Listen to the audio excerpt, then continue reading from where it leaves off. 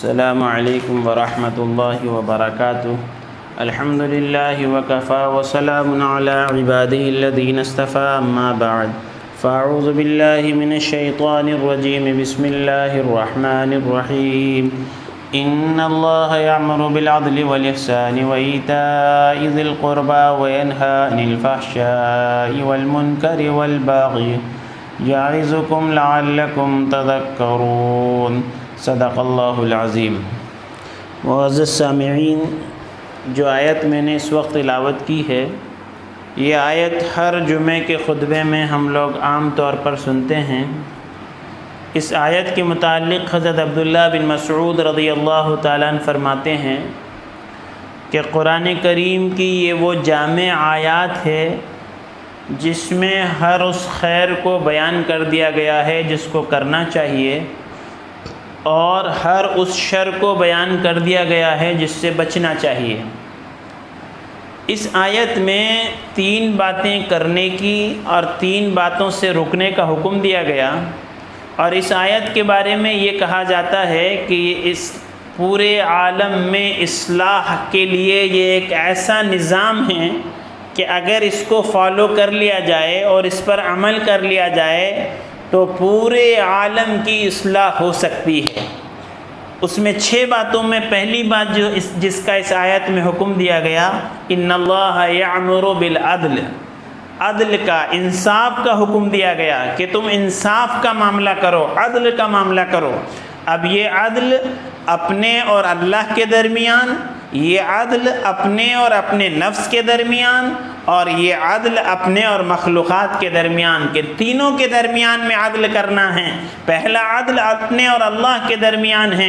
اپنے اور اللہ کے درمیان عدل یہ ہے کہ اللہ کو ایک ماننا، اللہ کو خالق ماننا، اللہ کو پالنہار ماننا، اللہ کو حاجت روا ماننا، اللہ کو اپنے کاموں کا بنانے والا ماننا، اللہ ہی سے مانگنا، اللہ ہی کو ماننا، اللہ ہی کے سامنے سر جھکانا، اللہ ہی کے سامنے اپنی مصیبت کو رکھنا، اور اللہ ہی کو اپنے تمام مسائل کا حل کرنے والا سمجھنا، اور اللہ ہی کی عبادت کرنا۔ تو یہ اللہ کے ساتھ عدل ہے، اس لیے کہ ان الشرک لظلم عظیم، سب سے بڑا ظلم یہ ہے کہ آدمی اپنے اللہ کے ساتھ کسی کو شریک کرے۔ تو اللہ کے ساتھ عدل یہ ہے کہ اللہ کو ایک ماننا، اکیلا ماننا، وہی پالنہار، وہی کام کا بنانے والا، وہی مسائل کا حل کرنے والا، اور جو کچھ ہوگا اسی کے کرنے سے ہوگا، جو کچھ ہوا ہے اسی کے کرنے سے ہوا ہے۔ اللہ سب کچھ اور اللہ ہی سے سب کچھ، اللہ کا غیر کچھ نہیں اور اللہ کے غیر سے کچھ نہیں۔ دوسری بات جو ہے وہ اپنے نفس کے ساتھ بھی عدل کرنا، اپنے نفس کے ساتھ بھی انصاف کا معاملہ کرنا۔ نفس کے ساتھ انصاف کا معاملہ یہ ہے کہ وہ ساری جسمانی اور روحانی چیزیں جس سے جسم اور روح خراب ہوتی ہو، اپنے آپ کو بچانا، اپنے جسم کو مشقت میں نہیں ڈالنا، اپنا خون نہیں بہانا، اپنے ہاتھ کو نہیں کاٹنا، اپنے اوپر ظلم نہیں کرنا، خودکشی نہیں کرنا، کہ یہ اپنے جسم کے ساتھ عدل ہے۔ اور ایسی تمام چیزیں جس سے ہماری روح بیمار ہو جاتی ہو، جو بھی گناہ ہیں روحانی بیماری کے، ان سب سے اپنے آپ کو بچانا، کہ یہ اپنے جسم کے ساتھ عدل ہے۔ عبادت کے معاملے میں بھی آدمی کو اپنے جسم کو ناقابل برداشت مشقت میں ڈالنے کی اجازت نہیں ہے۔ اللہ کے نبی صلی اللہ علیہ وسلم جب ایک مرتبہ گئے اور آپ نے دیکھا ایک رسی بنی ہے، معلوم کیا گیا کہ رسی کیوں بنی ہے، تو کہا حضرت زینب ہیں، وہ عبادت کرتی ہیں، جب ان کو نیند آنے لگتی ہے تو وہ رسی کو پکڑ کے اپنے آپ کی نیند کو بھگاتی ہیں۔ تو اللہ کے نبی صلی اللہ علیہ وسلم نے فرمایا کہ نہیں، جب نیند آئے تو سو جاؤ۔ ایسے کئی واقعات ہیں، کئی لوگ آئے کہ ہم پوری رات عبادت کریں گے، کسی نے کہا ہم شادی نہیں کریں گے، کسی نے کہا روزے۔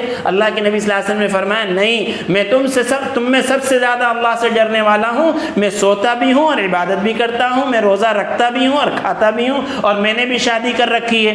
تو اپنے نفس کو ناقابل برداشت مشقت مشقت میں ڈالنے کی اجازت نہیں ہے۔ تو فرمایا اپنے نفس کے ساتھ بھی عدل کا معاملہ کرو۔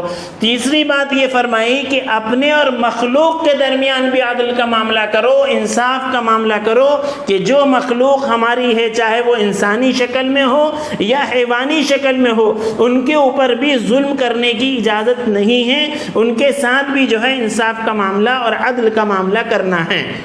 سب سے خیر خواہی چاہنا، عدل کیا ہے؟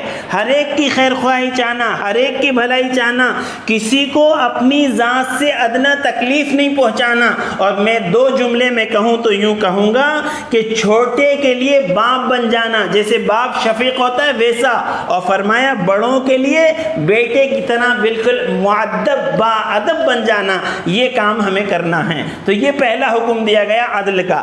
دوسرا حکم دیا گیا احسان کا۔ احسان کہتے ہیں اچھا کرنے کو۔ حضرت جبرائیل علیہ السلام اللہ کے نبی صلی اللہ علیہ وسلم کی خدمت میں انسانی شکل میں حاضر ہوئے اور آپ نے بہت سارے سوالات کیے۔ اس میں ایک سوال یہ بھی تھا کہ اللہ کے نبی صلی اللہ علیہ وسلم مل احسان، احسان کیا ہے؟ تو اللہ کے نبی صلی اللہ علیہ وسلم فرمایا کہ اللہ کی عبادت اس طرح کرو کہ اللہ تمہیں دیکھ رہا ہے۔ اور عبادت سے مراد صرف نماز، روزہ، حج، زکوٰۃ نہیں، بلکہ زندگی کے ہر مرحلے میں، ہر موڑ پر، ہر موقع پر اس بات کا استحضار رہے میرا اللہ مجھے دیکھ رہا ہے۔ بیوی کے ساتھ معاملہ ہو، ماں باپ کے ساتھ معاملہ ہو، پڑوسی کے ساتھ معاملہ ہو، کاروبار ہو، ملازمت ہو، جو ہو، ہر موقع پر یہ تصور رہے کہ میرا اللہ مجھے دیکھ رہا ہے۔ تو احسان کا ایک مطلب تو یہ ہے، اور احسان کا ایک دوسرا مطلب یہ ہے کہ دوسروں کے ساتھ اچھا سلوک کرنا، یہاں تک کہ جو جانور آپ نے پال رکھے ہیں ان جانوروں کے ساتھ بھی اچھا سلوک کرنے کا حکم ہے۔ اور اس کے بھی واقعات ہیں کہ بلی کو جو ہے پیاسا رکھنے پر کیا ہوا اور کتے کو پانی پلانے پر کیا ہوا، کیونکہ بہت مختصر مجھے عرض کرنا رہتا ہے اس لیے تفسیر میں نہیں جا پاتا۔ تو دوسرا حکم جو فرمایا کہ احسان کا معاملہ کرو، اور تیسرا حکم یہ فرمایا کہ رشتہ داروں کے ساتھ صلہ رحمی کرو۔ اللہ کے نبی صلی اللہ علیہ وسلم نے فرمایا کہ جو یہ چاہتا ہو کہ اس کی عمر میں برکت کی جائے، اس کے رزق میں برکت کی جائے، عمر دراز کی جائے، تو اس کو چاہیے کہ وہ صلہ رحمی کرے، اپنے رشتہ داروں کے ساتھ اچھا معاملہ کرے۔ رشتہ داروں کا حق ہم میں سے ہر ایک کے لیے ضروری۔ غریب ہیں تو ان کو مال دو، اپنی زکوٰۃ کے، اپنے صدقے کے، اپنے خیرات کے زیادہ مستحق اپنے رشتہ دار ہیں۔ پہلے اپنے رشتہ داروں میں تلاش کیا جائے، رشتہ داروں میں دینے کا دوہرا اجر ہے، ڈبل اجر ملتا ہے بنسبت دوسرے۔ ہمارے رشتہ دار بیچارے بھوکے پیاسے مصیبت میں، بیماری میں گرفتار رہتے ہیں، ہم ان کی خبر نہیں رہتے۔ رشتہ داروں کا ہم پر حق ہے اور رشتہ داروں پر خرچ کرنے کا دوہرا ثواب ہے۔ تو اس لیے رشتہ داروں کو اگر غریب ہیں تو مال دینا، بیمار ہیں تو عیادت کرنا، پریشان ہیں تو جا کے تسلی دینا، ہمدردی کی دو باتیں ان سے کرنا۔ اگر گمراہ ہیں، صحیح راستے پر نہیں ہیں، دین پر نہیں چل رہے ہیں، تو ان کو جا کر دین کی دعوت دینا، آخرت سمجھانا، نماز کی کیا ضرورت ہے وہ سمجھانا، ان کو دین سمجھانا۔ یہ ہمارے لیے رشتہ داروں کے حق ہیں کہ ہم رشتہ داروں کا حق ادا کریں۔ تو تین باتیں کرنے کی اس میں بتائی گئیں، ایک عدل کا معاملہ کرنا، دوسرا احسان کا معاملہ کرنا، اور تیسرا رشتہ داروں کے ساتھ اچھا سلوک کرنا۔ اور تین نہیں کرنے والے کام ہیں، اس میں یہ پہلی چیز فحش بات سے رک جانا۔ فحش کس کو کہتے ہیں؟